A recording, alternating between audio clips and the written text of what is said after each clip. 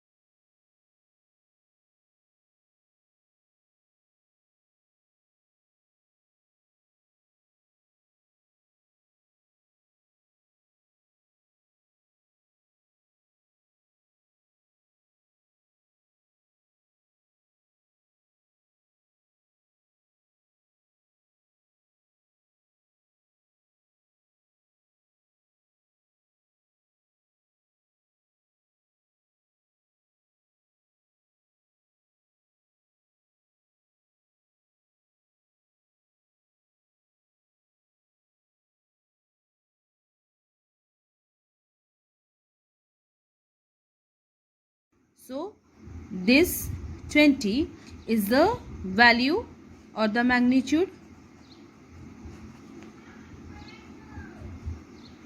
So since we are measuring with the scale, so we are using a unit centimeter.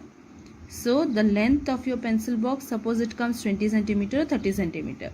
So that means 20 times the known value. Okay. So that means the length of your pencil box is 20 times the known unit of length. Okay, or 20 centimeter. That is how we measure. So when we are measuring, so P, the measured total measure in this case, that is 20 centimeter, is NU. N is the value, that is 20, and U is the unit, that is centimeter. So I hope you have revised what we have learned in the last class. Now let's start with the traditional units, okay, used in the ancient times. Third is called a physical quantity, like length. So we have measured the length of these lines. So length, mass, area, time, temperature, volume, etc. are called as physical quantities. So these are divided into two: fundamental quantities or the basic quantities and the derived quantities.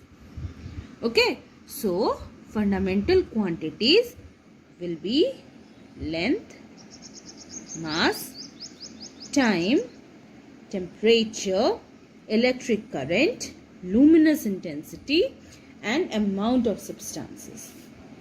So length is the distance between 2 points. Okay, so here in this line again you see, so there are 2 points. See, this point and this point. So the distance between these 2 points is called length. Okay. Similarly, mass is the property of physical body. It is the amount of matter a body contains. And in everyday language, we call it weight. Okay.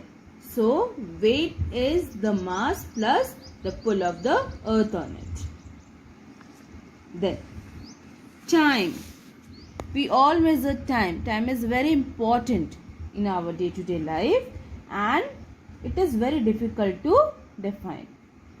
See, with example you can understand the movement of sun across the sky or the change of day and night. So this is time. So we become aware of it by changing positions or changing events. Okay. Then temperature, it is a degree of hotness or luminous intensity is a quantity for characterizing a light source. Okay, and amount of a substance is a measure of how many particles something has. So all these quantities are called as basic quantities. Why it's called basic physical quantities? So basic physical quantities because these are very commonly used in our day-to-day life and they are independent of each other. Okay, so their units, the units of these basic or fundamental quantities are called as fundamental units. Okay, these are called as fundamental units.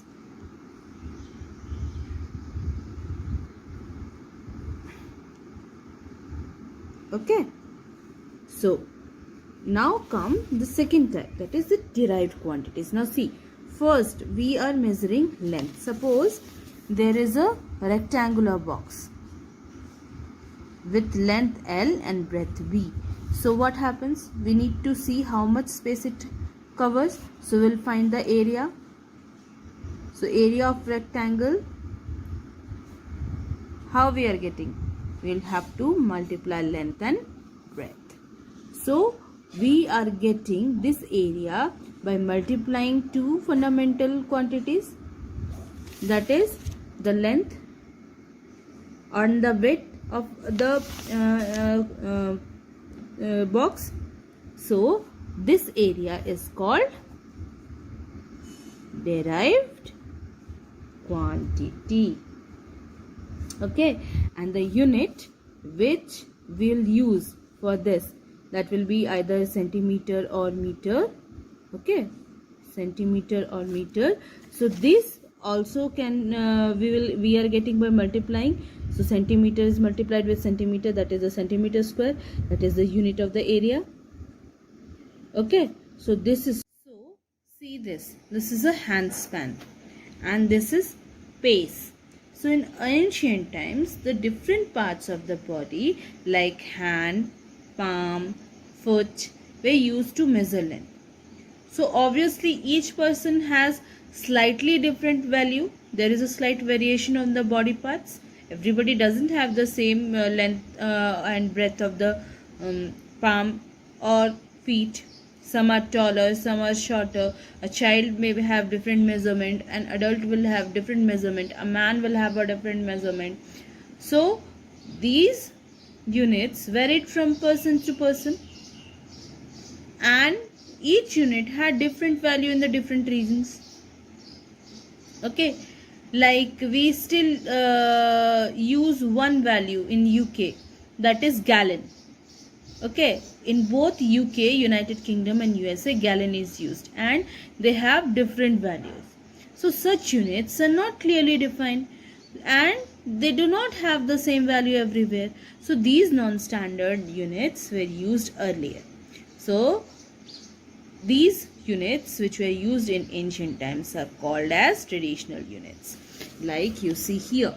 So in ancient Egypt, they used cubit.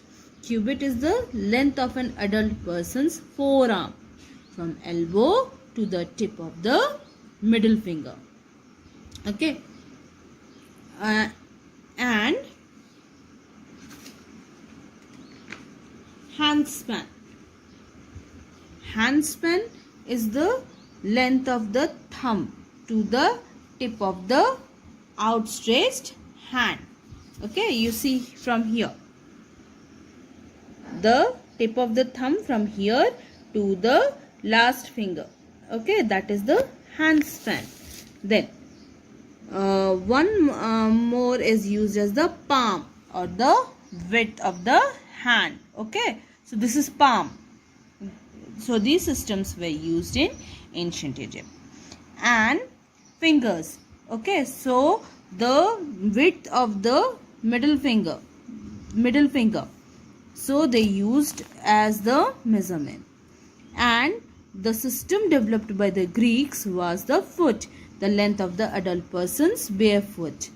And the time was used, and the devices which were used to measure the time were with the movements of sun and other heavenly bodies, the time was measured. Okay.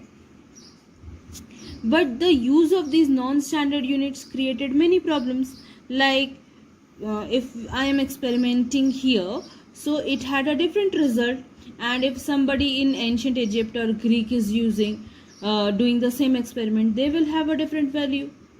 Okay. Why? Because the units are non-standard, that is not fixed, no. So to avoid such problems, there was a need to set a system of standard units. Okay.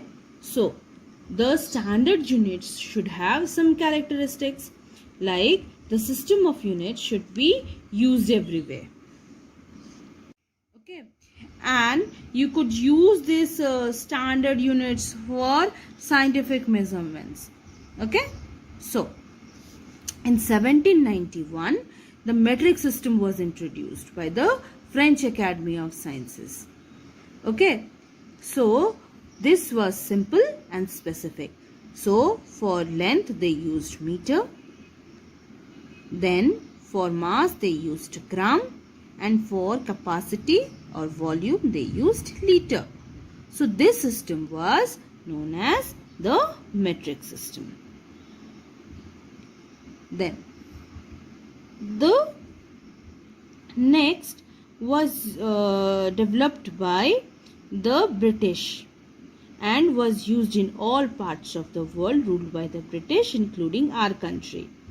So in the middle of 20th century, the British introduced a system called FPS system or foot pound second system. Okay, so where foot was used as the measure for length, which was equal to 12 inches. Pound was used for measuring the mass, and second was used to measure the time. But in the later half of the 20th century, the FPS system stopped being used for scientific work. Why? Because there was a lack of uniformity in the system. Again, the pound was used sometimes as the unit of mass and sometimes as a unit of force. Okay. So, third, the conversion of larger to smaller units was very troublesome. So again, the other units like CGS and MKS were introduced. Both the CGS and MKS units are used in different countries and they are derived from the metric system. But what happened? Since they have a different value and with the passage of time, these standard units were very, confusing, because these were approximate and were not reliable. So in order to avoid confusion again and to maintain the uniformity, there was a standard procedure. So the choice of unit or the standard units must have some properties according to the scientists. So what are those properties? First, it should be well defined and easily accessible. Then it should be a convenient size, then widely accepted by the society, and the unit should not change with the change of place of time. So after that, what happened? One SI system or the standard unit system was developed and which was used in all countries. So here again you can see some tables showing the units and symbols of the some quantities in the FPS system. Like for mass, pound, the symbol, then length, foot, time, second. So the symbols were used like that. And in CGS system, the mass unit was gram and the symbol was small g, length centimeter, cm small letters, time second s. Then the multiples and submultiples were used as factors and prefixes in the metric system. Okay, so the factors were creating a larger from units from the smaller units were clearly defined in this system. You can see here the prefix denotes the value, like kilo. Kilo means 1000, 10 to the power 3. Okay, then the basic unit is gram, so the symbol will be kg. Okay, so like this the prefixes and the defines the factors or the values. Okay, so these represent the different values of the basic units. Okay, so these are called the multiples and submultiples of the unit, and the prefixes denote the value. Okay, so these prefixes are used to measure the smaller lengths as well as the larger length and the smaller larger sizes. Okay, now we'll see the standard system in the next class. So for classwork today you will explain the following terms: measurement, physical quantity, derived quantity, mass, temperature and time. Okay, then you'll write the differences between fundamental quantities and derived quantities. Okay, and you will draw all the tables shown in the video. This is all for today. We'll discuss the standard units in the next video.